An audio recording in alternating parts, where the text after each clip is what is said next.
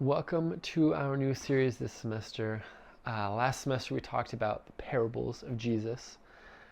We talked about how we're supposed to understand them in its original context, how we're supposed to respond, what we're supposed to take out of it, and what Jesus meant for us, and how it's supposed to change our understanding and the way we live our lives. But this semester, we're going to be digging into some more challenging conversations. We're going to be asking those modern day, current time, difficult questions that don't seem like you should talk about them in church, or you even should be asking them if you're a Christian. And we're going to be digging into Scripture to see how God responds to these new hard questions. Now, I'm going to be playing devil's advocate because I want you to really dig in and take these questions seriously.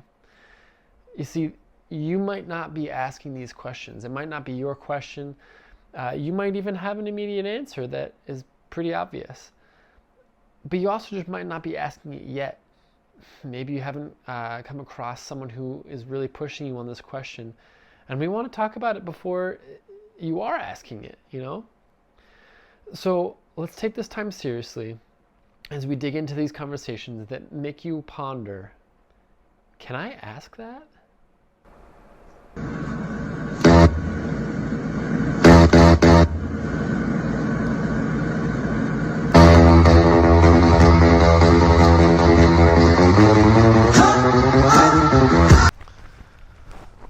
Welcome to my swing set.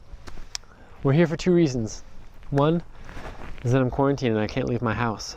But the second one is swing sets have some good conversations. I'm not sure what it is about them, but they do.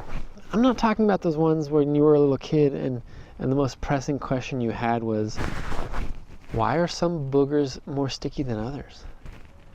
I'm talking about those ones that are just randomly deep out of nowhere. And you walk away wondering, how did we even get on that topic? Tonight, we're going to start off asking one of these deep questions. And hopefully we'll get to have one of those deep conversations that has us wondering, how did we even get here? Tonight's question, can I trust the Bible? Now I know that some of your immediate gut response answers is going to be yes, of course. But what happens when you're asked one of these hard questions or asked this question right after something really hard happens in life? Maybe you didn't get into the college you were hoping to, or you just had a really big fight with one of your best friends. Maybe your parents' marriage is failing, or it already has.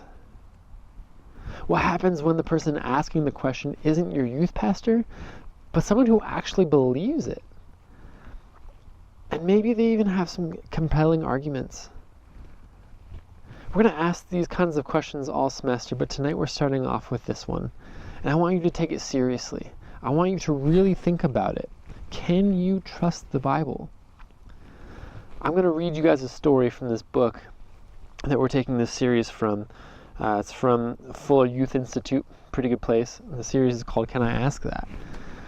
And the story is about a kid who was in high school. He's a senior in high school, and he asked that question. So after we read this, you guys are going to break up into your small groups, and you're going to talk about this. And I want you to take it seriously. Ask it. Don't just give me your church answer, your Sunday school answer. What does it mean to actually believe and trust the Bible, that it's real, that it's infallible? Let's hear the story. Brett was the guy you never thought would walk away from God. He was Mr. Youth Group, never missed a meeting, camp, or missions trip. Everything the church did, Brett was there. He even helped with children's ministry and served as a camp leader. He knew the Bible really well, too. His parents had taught Brett a lot about the Bible, and he was one of those kids who really seemed to get it.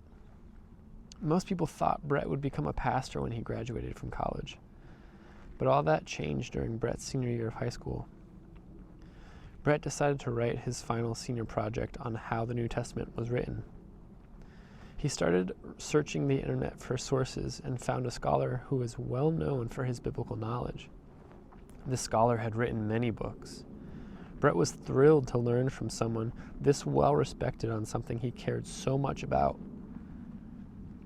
As he read through the scholar's blog, he found a post that seemed like just what he was looking for. But as he read, Brett was surprised and somewhat concerned by the perspective shared by the author. Has anyone played the game Telephone? Telephone is the game where people pass a phrase around the circle by whispering into the next person's ear. Usually the message ends up very different by the time the phrase reaches the last person. Now, take a moment and imagine a giant game of telephone that lasts for centuries. That is the Bible. Brett was intrigued. He had never thought about how the Bible was actually put together. He always just assumed the books of the Bible were all stored together in a museum somewhere. Now, the blog post continued, I find it curious that some people actually bet their whole lives on a game of telephone.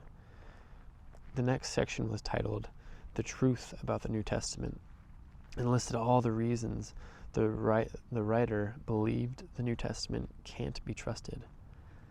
Brett started to wonder, am I betting my life on a game of telephone? Now let's ask that question.